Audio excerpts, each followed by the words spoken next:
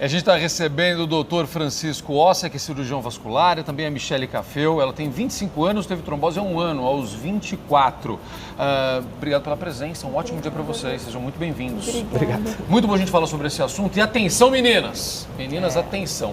Segundos antes da gente terminar a reportagem, perguntei para o doutor, então, mulheres, a incidência é muito maior. Ele falou, 9 para 1. Ou seja, doutor, as mulheres especialmente, todos nós, mas as mulheres especialmente devem tomar cuidado. Porque o que acontece com as mulheres, principalmente nessa fase da vida? Elas estão expostas aos maiores riscos de trombose. Então, o que acontece hoje? A mulher moderna, ela toma um anticoncepcional, ela trabalha, ela se expõe a riscos do próprio trabalho dela, que aumentam a probabilidade de desenvolver trombose. Como, por exemplo?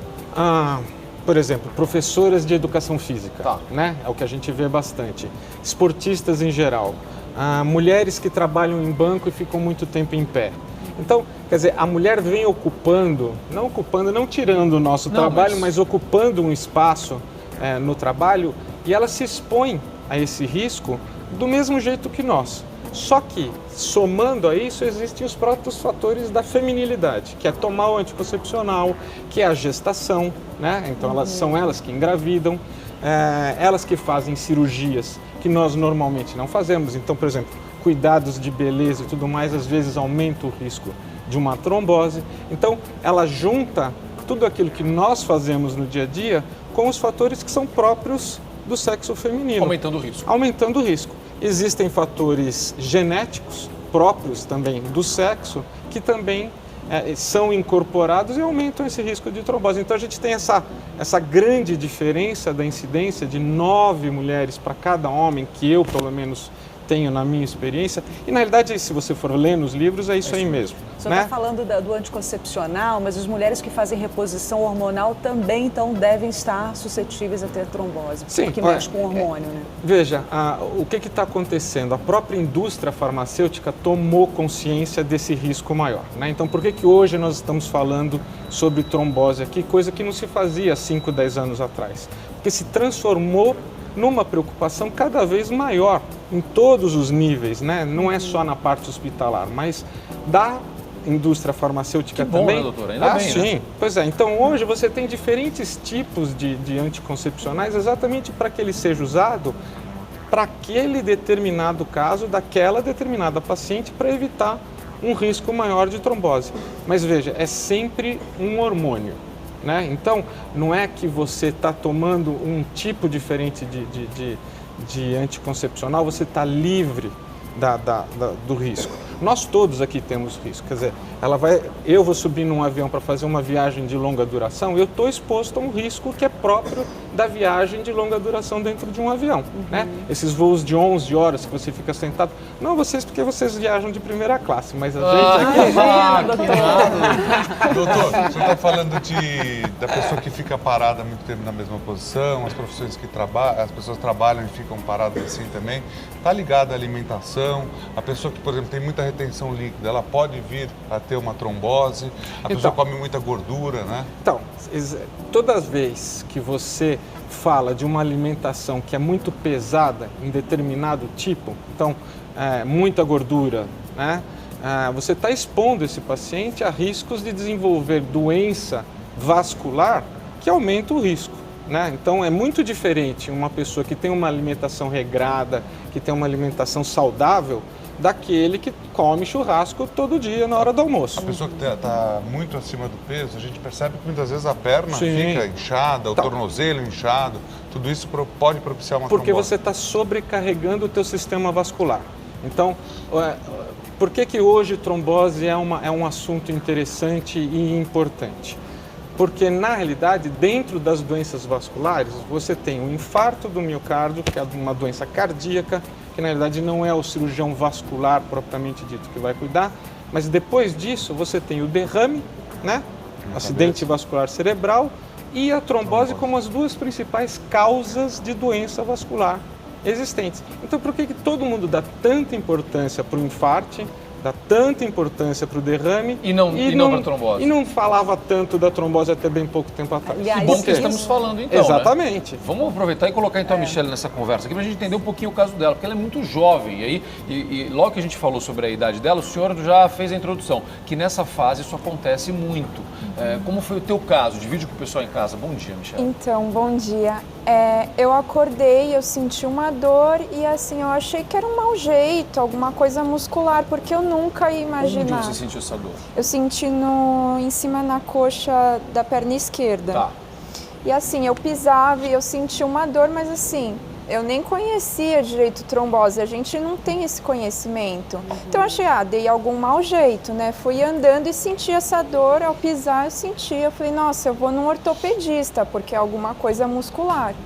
Aí eu fui no ortopedista, fiz um raio-x, assim, claro, não detectou nada. Ele falou, você é muito nova, toma um remédio para dor e se persistir você volta. Eu falei assim, não é nada, eu também achei que não era nada.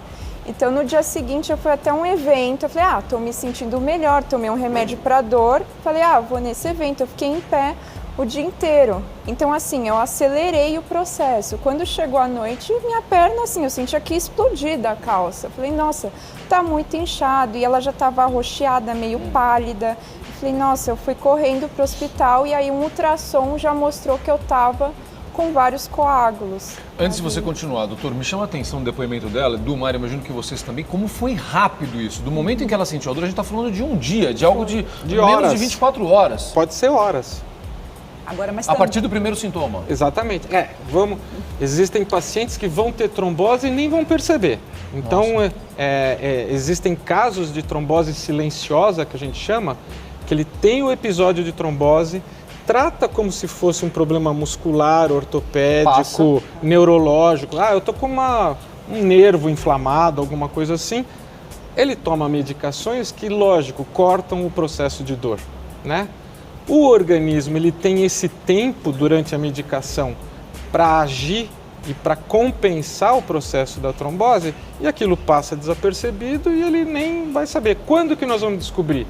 Quando ele tem um novo episódio de trombose, e daí quando você estuda mesmo, com o ultrassom, com os exames de contraste e tudo mais, você observa que existe coisa muito antiga e que ele nem sabia que aconteceu. Por isso é tão importante esse assunto a gente está debatendo aqui hoje sobre a trombose, porque muitas vezes, como no seu caso, né, Michelle, sentiu uma dor, procura quem? O ortopedista. Né? E aí, se você talvez tivesse procurado o especialista certo, não teria chegado a esse ponto, né, doutor? Eu acho que hoje uma informação importante, né? Ter em mente que essa possibilidade existe e ir no pronto-socorro para uma avaliação, pelo menos uma avaliação generalizada do problema, porque hoje os médicos que estão atendendo no pronto-socorro, eles têm a trombose bem clara e bem nítida na cara. Exatamente. É uma das principais causas de morte do mundo, então é importantíssimo realmente, como o senhor está falando, que os pronto-socorros estejam preparados para isso. A gente tem casos, inclusive, de gente da televisão que morreu no avião de embolia pulmonar, né? Por causa de uma trombose que não tinha percebido. Então, qual é a grande complicação da trombose venosa? É a embolia pulmonar, que pode ser fatal. Ela é fatal em quase metade dos casos, né? Então, para que esse tipo de evento, para que passar por esse risco, se você pode fazer um diagnóstico e tratar hoje com essas técnicas novas aí, de uma maneira eficaz, né? E segura. E hoje o que a gente tem que ter, então? A gente fala comida não muito gordurosa para tudo, para a vida, enfim. O cigarro é muito ruim para isso também. O cigarro sempre vai ser ruim para qualquer coisa. O cigarro é ruim para tudo. Não sei para que é bom, ainda não descobriram. Né? Uma coisa boa para o cigarro. Daí a relação da meia. Eu lembro, eu fiz 3 cirurgias de joelho. Em uma delas eu tive a trombose depois de 2 horas da cirurgia. Sim. O médico me explicou que foi por conta do tempo que ficou, não foi uma cirurgia tranquila para a época, faz mais de 20 anos, foi do tendão patelar. Então, a perna ficou roxa daqui até embaixo e foi rápido. Em questão de 2 horas foi detectada. Isso pode acontecer também. Então, cirurgias de grande porte, cirurgias que demoram muito, cirurgias que fazem você ficar muito tempo acamado ou imobilizado. Então o que a gente vê muito? O que a gente tem visto muito? Motoqueiro que sofre acidente, fratura a perna, fica com muito tempo a perna imobilizada, né? A hora que tira o gesso, faz o diagnóstico de trombose, né? Na verdade, ela já aconteceu. Ela já aconteceu durante todo esse processo de recuperação da fratura. Só que o senhor vai perceber quando você tirar o gesso. Por quê? Porque está engessado, porque faz parte mesmo do processo da fratura. Não, essa dor que você está sentindo é da fratura, é do gesso. E pressiona o gesso, né? Exatamente. Tem que ficar com o pé para cima. Tem que ficar com o pé para cima para você facilitar o retorno do sangue venoso. Vamos fazer porque o que é trombose? É isso, vamos lá. O que é trombose? A trombose é simplesmente o seguinte, você tem um vaso, então como é que eu me autodenomino? Um encanador de luxo. Porque Perfeito. a gente mexe no encanamento do nosso organismo. Perfeito. Ponto. Dentro desse encanamento passa um líquido, que se chama sangue. Esse sangue está levando oxigênio, nutrientes, etc., para o corpo inteiro. Então você tem que ter esse teu encanamento funcionando perfeitamente para que esse líquido passe livremente. Sem interrupções, sem interrupção barreiras. nenhuma. Certo. O que você tem? Ou você tem um fator anatômico, que é mecânico. Então, no caso dela, ela tinha uma compressão da veia que dificultava a passagem do sangue, né? Ou você tem um fator do próprio sangue, que são as alterações dos componentes do sangue e que daí existem diversas doenças, diversas alterações que os hematologistas estudam. Ou seja, você tem uma predisposição nesse caso. Exatamente. O que acontece? Numa ou noutra situação, quando você tem o que a gente chama de gatilho, que foi a tua cirurgia do joelho, que é a fratura do motoqueiro, que foi ela se ir para a balada e tomar o anticoncepcional. Ou uma viagem muito longa. Isso é o que a gente chama de gatilho. Isso daí não é a causa da trombose. Foi aquela gotinha d'água que faltava em cima desses fatores que a gente está conversando para que o sangue se transforme de um líquido numa gelatina. Tá, doutor, como é que a gente descobre, primeiro, se há uma predisposição desse tipo? Porque eu tenho certeza que tem muita gente assistindo, meu Deus, será que eu posso ter trombose? Então que cuidado eu devo ter agora? Então o que a gente pode explicar para as pessoas para poder evitar, se é que é possível? A prevenção da trombose, ela está muito relacionada aos cuidados que você tem com o seu próprio corpo. Cuidados da vida. Cuidados da vida. Então, por exemplo, você se expor a esses fatores de risco, lógico, você precisa fazer uma cirurgia do joelho. Então, hoje, qualquer hospital que você entrar vai ter o protocolo de prevenção da trombose venosa. Perfeito. Coisa que não se falava há muito pouco tempo atrás. Por quê? Porque a gente sabe que aquela cirurgia aumenta o risco de trombose.